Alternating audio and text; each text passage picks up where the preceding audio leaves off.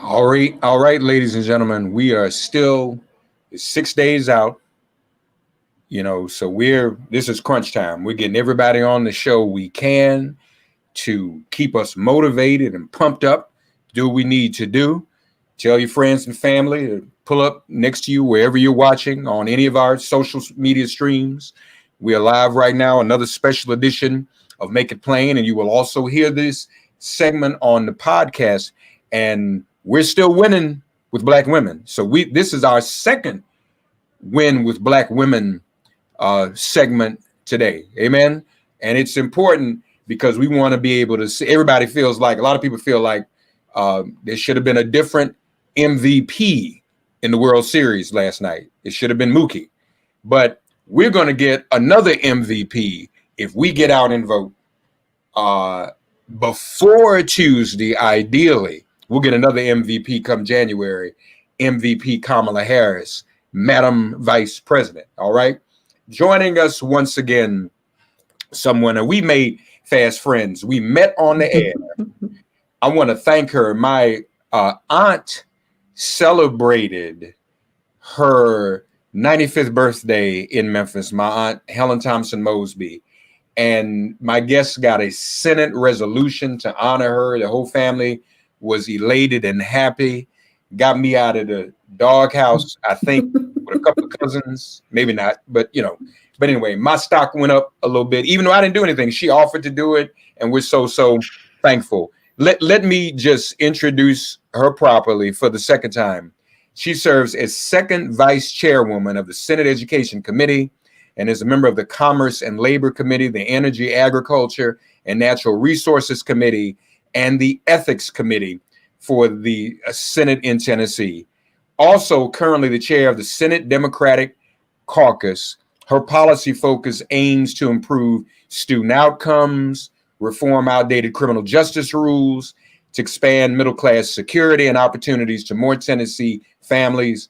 And she stands up for the people who live in her district, as well as Tennesseans from all walks of life. We're so happy to have with us Senator Raumesh Akbari back here on Make It Plain. Hey there, how are you? Hey, I'm well. My pleasure. Just trying to get as many folks as possible to vote as quickly as possible. So I'm hanging in there. Good. Well, and I know you're doing it. And again, thank you for what you did for my aunt. Folks, she's wearing an Elect Fannie Lou Hamer t-shirt. Isn't that great? Yes. Win with Black women. That's amazing. I told her let me know where she got that, because I definitely want to get one of those myself. There's been a lot of news coverage, obviously, of many states. And I guess because they're more battleground, so to speak. But we haven't seen as much coverage of Tennessee. What is it looking like in terms of early voting down there? How's it turn out? Are you all having long lines too? We are having long lines, but they're moving pretty quickly. It's not really like some states. It's a matter of sites being closed and really an example of disenfranchisement. For us, it just has to do with voter excitement. Over 100% of the people who early voted in 2016 have already voted. We've had record turnout, and we have a record amount of people that are registered to vote in Tennessee. Our population is about 6.5 million total, including children. 4.4 million are registered to vote. So it's a big deal. People are excited. I think there's some seats we might be able to flip. I'm the Senate caucus chairwoman, so that's one of my primary goals. But it's really good to see people engaged in the process. So I'm hoping we'll finish strong tomorrow, and then on election day, we'll have a good turnout as well. That's good to know. And so tomorrow is the last day? Yes, tomorrow's the last day to vote early. So it started, I think, on October the 14th. We have about a 2-week period, Monday through Saturday. We do not have souls to the polls voting, because if we did, we'd show up and show out. But so unfortunately, we don't have it. But people are excited. They're engaged. I did, along with the minority leader in the House. We basically got a black coffee shop here to sponsor coffee at Mississippi Boulevard, folks who went to vote there. And then we had a food truck at another big voting site. So folks are doing what they can to get people excited, and it is paying off. That's good to know. What's the mail-in ballot situation in Tennessee? We do not have no excuse absentee ballots. We tried that. Court decision allowed it during the primary. Our Hmm. Secretary of State challenged it, and the court overturned it. However, it is a lot easier than people think. If you have fear of getting COVID or you take care of someone who might get it, you can get a ballot. The only problem with Tennessee is we do not have drop-off boxes. You have to mail it in through the post office. However, starting today, I think through election day at 3 p.m., there are certain post offices you can just drop it off and you won't have to worry about it going through the mail. But there's only like one per county. Like in Memphis, as large as we are, there's only one, and it's more out east towards a predominantly white community. So it makes it more difficult, but people are requesting those ballots. They're mailing it in. A good percentage have already turned them in. So that's encouraging. But unfortunately, we don't start counting ballots till 8 a.m. on election day. So it potentially will be a long election week, especially for some of these states that are on razor thin margins that we're looking to flip.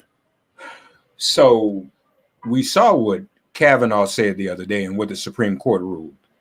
Are they even going to let you think, and with now Amy Coney Barrett on there, are they going to let this go as long as they normally would? Normally, they do finish counting mail-in ballots after election day. That's pretty par for the course. But the Supreme Court is threatening to cut that out, to eliminate that if Trump and his minions go to court.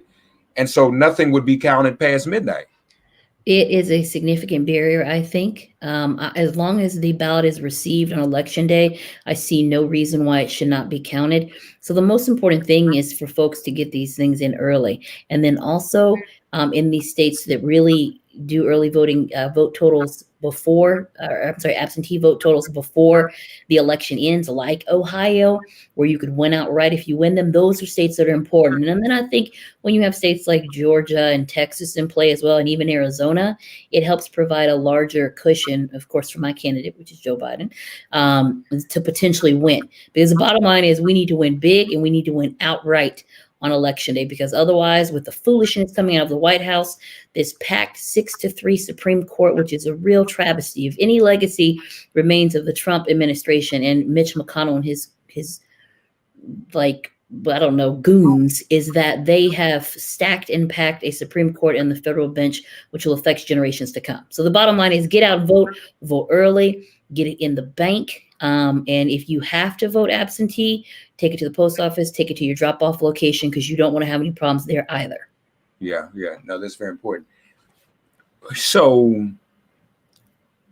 you're saying normally that Tennessee would gather those mail-in ballots and they'd go beyond November 3rd to make sure they were counted, right? Right. We've had that happen before, and certainly go into the night. Even in the primary in August, the decision in one particular race was a very tough Democratic primary. The decision wasn't made till like 3 or 4 in the morning, based on absentee ballots continuing to be counted. So it would be pretty absurd for them not. I understand there's some challenges around ballots that are postmarked but arrive late, but to have ballots in hand and not count them simply because the day has elapsed is ridiculous. And if we get to that point, it is really a stain on our democracy. So let me ask you this. Election officials in Tennessee, would they be inclined to resist the Trump administration if they were to demand, because they're going to have to go to every state. Right. If the Trump administration says, we don't want you to count past midnight, do election officials in Tennessee, would they be able or willing to resist that, or would they display some partisan behavior themselves, Senator? Well, unfortunately, our Secretary of State is a Republican appointee. It's not a position that's elected. It's appointed by the governor, or recommended by the governor, or approved by the General Assembly. I will say this, though, Tennessee is more than likely going to go for Donald Trump. So not counting ballots potentially could hurt Republicans down ballot. So we'll see what that actually looks like, because we have several races that are razors. The I guess gap is really razor thin, and the margins really do push towards the Democrats. So I think they'll want to have every vote they can get. And these are just a couple of races, probably about 4 or 5 in the House and 2 in the Senate, but it still makes a difference. So we'll see. All right. uh, the so talk to us, if you would, about, are there some competitive House seats that could flip from red to blue? We do have them. I'm talking about the state house, though. Unfortunately, Okay. our congressional districts are pretty much set. Okay.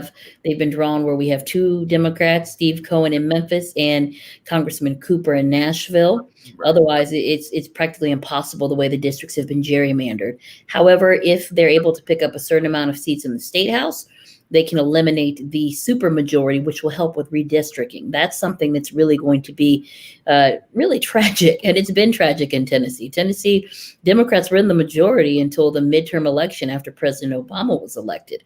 That was right before redistricting, and the Republicans just gerrymandered the hell out of us. Excuse my expression. They took seats from Memphis, they took seats from Middle Tennessee.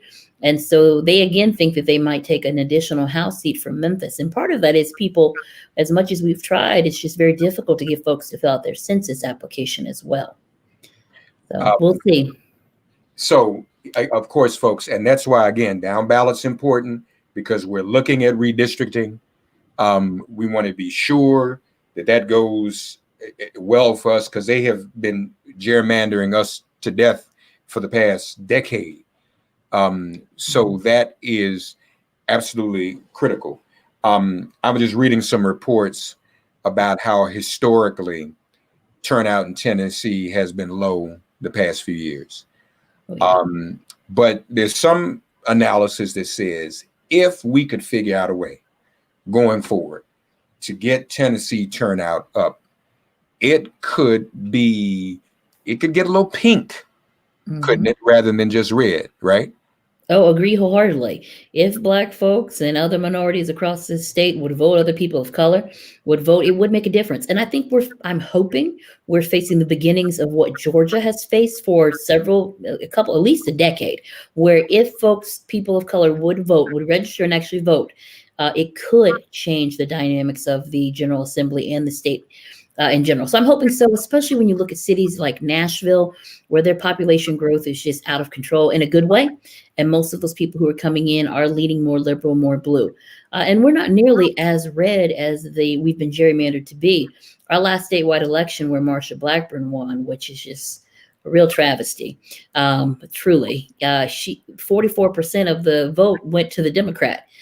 But it just wasn't enough. And I think her election also showed a sincere shift in our state being more pragmatic and being more partisan, just for the heck of being partisan, because the person running against her was much more qualified. He was our last Democratic elected governor. He won all 95 counties. And it was just ridiculous. And she said something today that was crazy. She was on a call with Google and complained about an engineer who'd said some critical things about her and wanted to know if he was still employed. I mean, U.S. Senator trying to get somebody fired at Google. It's just insane. And obviously, too, she was in on this crazy Supreme Court nomination. Have you ever seen a Supreme Court a Supreme Court justice? She was confirmed, sworn in, and then participate in a commercial for a presidential candidate. That's so that right there. You really want to be real about it. Shoot, if you were a judge, or if I were a Black judge and did that, that'd be against the law. Right, we'd be gone. There'd be ethical complaints, all sorts of things. It's ridiculous. That whole process was a sham. It's shameful. It is ridiculous. She's unqualified, first of all, and it really. It's unfortunate that someone like Ruth Bader Ginsburg was replaced by someone so unqualified and so partisan, like ACB or whatever they're calling her. And it's also interesting that she was sworn in by Clarence Thomas, who he himself, someone who was supremely unqualified, extremely partisan, replacing someone like Thurgood Marshall. It really is just ridiculous. The Republicans have gotten what they wanted. They wanted a conservative bench. Now they have it. And unfortunately, I just think that's going to be a lasting legacy we're going to have to grapple with, even in a Biden-Harris administration, where you can undo some of these horrific executive orders and these silly tax cuts that benefit the rich and truly do not help the poor. It's going to be difficult when you have a judicial branch it's like the judicial gerrymandering. Like, they've been packed full of people for lifetime appointments who are wholly unqualified. And I say this as an attorney. Like it will be, I feel like I should be able to apply for anything I want to be. I should be able to apply to be Superman based on the lack of credentials they have compared with, you know what I mean? Like the sky is the limit. But of course, I know that that only applies to certain people, unfortunately. Yeah, it obviously does only apply to certain people. Marquita Bradshaw. Yes. So last time around, did you say Blackburn's opponent got a 44%? He did. He had millions of. His name was Phil Bredesen. That's right. It was Bredesen, former governor. Right. I remember. Right, governor. So does Marquita stand a chance of reaching that 44? I hope so. I hope so. I know that Bredesen had some crossover vote, probably just because he was a more conservative Democrat and he did have a substantial amount of more funding. However, I will say this, people are truly fired up in Tennessee. I know it's an extremely red state. They support Donald Trump, but there are a lot of folks who don't. And I think they're excited to see a Black woman at the top of the ticket, particularly in Memphis, in Chattanooga, Knoxville, and Nashville. And so I don't know if that'll be enough, but our cities are big, bright blue dots in a sea of red. So I'm hoping, I know she will definitely get it over 35%. I'm hoping she'll get even higher. She has been significantly outspent, but she's been working her tail off. She's had a plan to visit all counties, all 95 counties. She even jumped out of an airplane to show she was all in for and committed. So, I mean, she's doing her part. And again, she was a complete grassroots candidate, complete surprise that she won the primary, but she hasn't. She made history. So I'm hoping that she will, who knows what will happen. I say anything is possible, just like Mike Espy in Mississippi. Anything is possible. It's still Mississippi, but anything is possible. And that race has really tightened up. And, they're right across the river from us or down the street. Yeah, that's right. Yeah. Mm-hmm. That's right. Matter of fact, I met someone recently who claims he's from Memphis, but he uses expressions I've not heard. I said, I think you really from Mississippi. But I'm saying that to say that's how close Mississippi and Memphis are. Yeah, but majority of folks who work in South Memphis and Whitehaven live in Mississippi. It's just right across, right down the street. Right. Matter of fact, I'm going to put it to the test. This is one thing he said to me that didn't sound Memphian to me. Right, he's from Memphis. Okay. Do people in Memphis, have you ever heard of grits casserole with cornflakes in Memphis? See, that's what I'm saying. No, that's a Mississippi thing. I'd say I got family in Memphis. I ain't never heard of that. Thank you. Okay. No. And you said cheese, butter, and salt, or even folks who put sugar in their grits. I mean, I could get that, but cornflakes. Yeah. So that's not a Memphis thing. That's Mississippi made that up. That reeks of Mississippi. No shade, but all the shade. Right. But okay, so we want to support Marquita. Remember, I just alluded to it. Blackburn's opponent was a former Democratic governor. So like Texas, Tennessee has been blue. That happened. Al Gore was the senator. He wasn't on the ticket just out of the clear blue sky. So just want to keep that in mind. What's your confidence level for the Biden-Harris ticket? What are you thinking? You think we got this in the bag or just what? I'm gonna tell you something. I'm a little shell-shocked from 2016, but I'll say this: I'm real leery of reading polls, but I do think that they've resonated with people who are tired of the COVID pandemic, who have lost their jobs, who have the possibility of not having health care, and who are tired of having a president who fashions himself as some sort of tyrant, consistently does things that embarrasses folks. There's been this conversation about, well, Black men aren't buying what Biden and Harris are selling.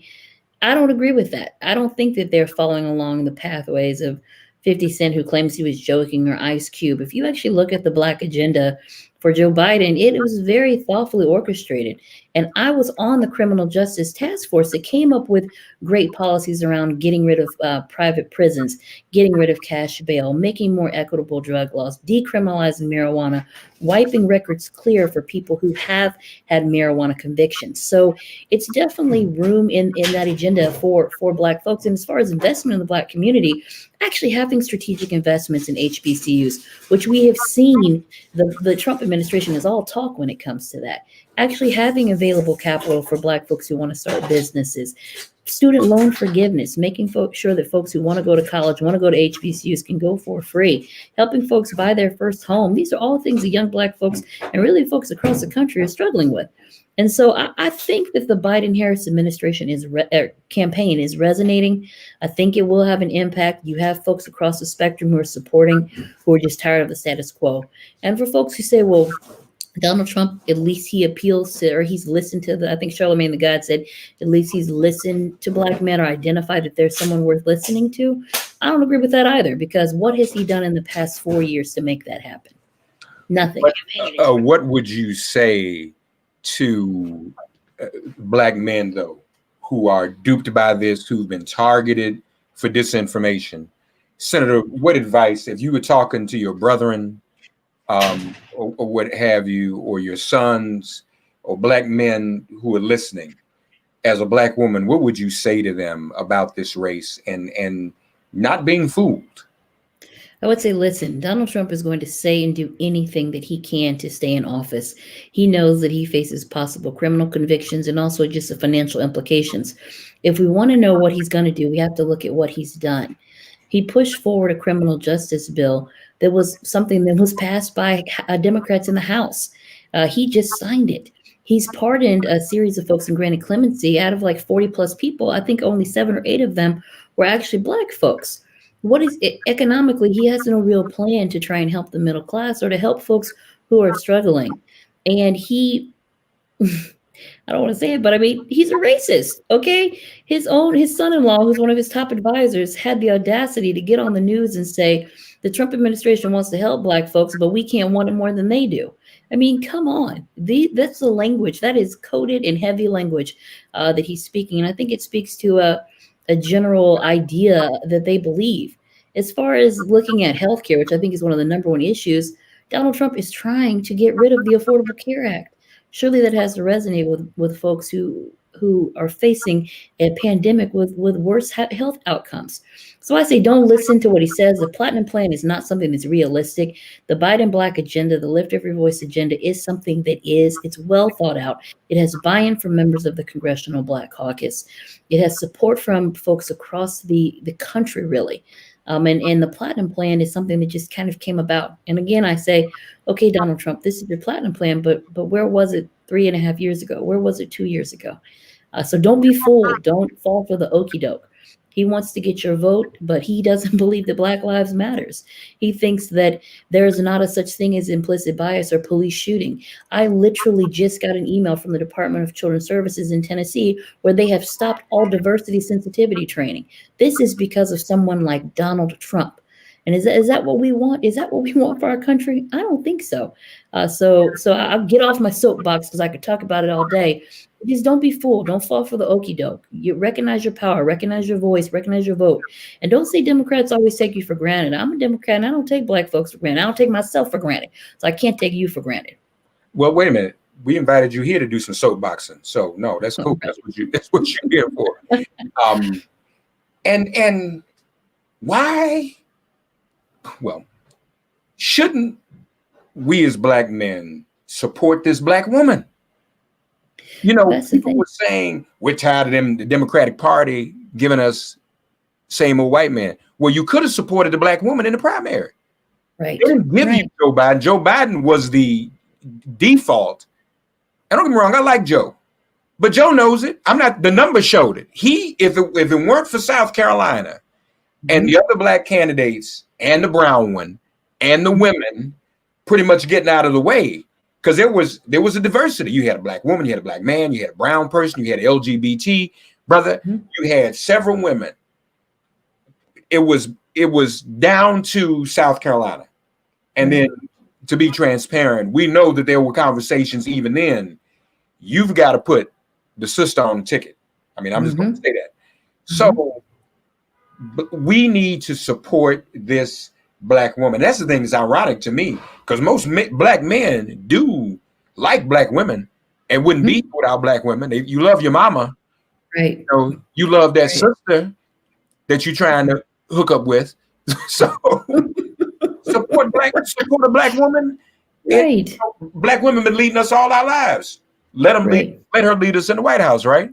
Exactly. I mean, it's that's the part that we struggle with, right? I'm in a group with the women with black women, and that's the thing that we talk about. How do we get black men on board to support Senator Harris as a black woman? I mean, this shouldn't be a conversation that we're having. She's amply qualified. She's a proud graduate of Howard. Sorry, she is a proud member of Alpha Kappa Alpha Sorority Incorporated. I mean, her people want to kind of ding her on her history as a prosecutor. I'm like, but have you looked at the reform that she's instituted as a prosecutor? Have you looked at the transition in the lives that she's changed? I think that it's just like we voted in record numbers for Barack Obama. We're about to make history here with a black woman, Kamala Harris, and we are our brother and sisters keepers. And beyond that, she's qualified. It's not like that she's someone who just came out of the blue, hasn't been involved in public service. So I say, listen, guys, come on, man, come on. You love black women. You have black women. You have daughters. You have sisters. You have mamas. Kamala Harris is in all.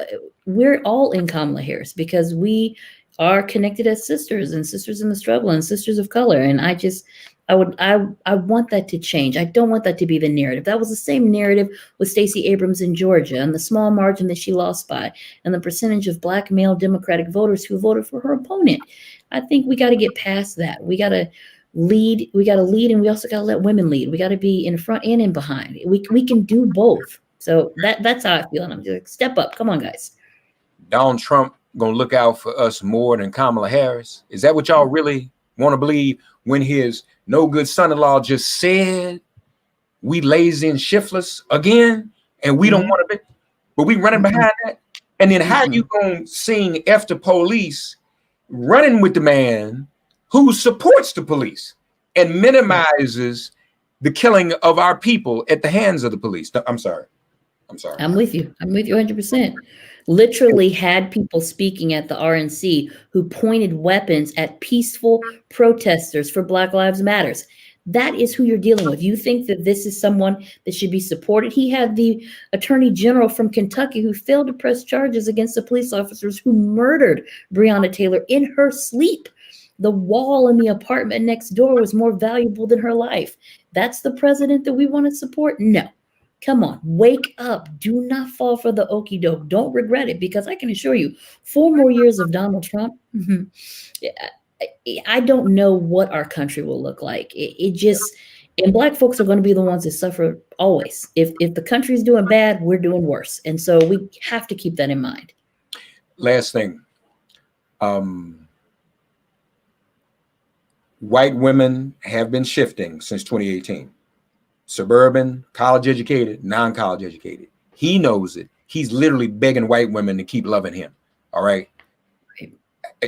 Are there some white women in Tennessee, from what you have noticed, that are also shifting somewhat? Again, I know it's we're not going to be blue this time, but are there white women who are like, are you finding that are like, we've had enough? I have heard that. It's all anecdotal, of course, but especially white women who have previously been involved in politics on the Republican side, they're just like, I can't vote for him. This is not the party that represents me. And I'll tell you what, a lot of them really like Kamala Harris. I don't know what it is, but they do. I think that she resonates with them. Her message is very clear. I think that she represents hope and positivity and a future, and outside of this cycle of the same old people being in elected office. But yes, it's anecdotal, but certainly I think people are just, and I've gotten it from white men too, who are like, look, I voted Republican all my life. I cannot vote for this man again. He is not a Republican. And I think Joe Biden is someone that kind of can branch that divide. And then having someone like Senator Harris, who I think really is the future, also helps motivate folks. Yeah, absolutely. So tomorrow's last day. Tomorrow's the last day to early vote in Tennessee. After that, of course, Election Day is on November the 3rd. If you have a ballot, you can visit the Secretary of State's office, and it's a place where you can drop them off in each county at a post office, or you can put them in the mail. Quite frankly, Eric Holder said this yesterday, and I agree. It really is too late to try to take your chance with it by mailing it. So try and take it to your post office location if you can. Yeah. And vote down ballot. That's the problem that we have. People vote for president, they won't go down ballot. And I'll tell you, our state house, our state legislatures, those are the places where things really do happen that affect your daily life. So it's important. Yeah. Yeah. All right. Mm-hmm. God bless you. Thank you again, Thank Senator Akbari, for honoring my aunt Helen Thompson Mosley, Sure. her 95th birthday with that great Senate resolution. Folks, let your friends and family know if you've got them in Tennessee, call them tonight and encourage them to vote on tomorrow. Early vote if they can. It's the last day. And Senator, we'll keep praying and see what happens Tuesday. Okay. We thank you so much for joining us again. My pleasure. Take care. All right. Thank you.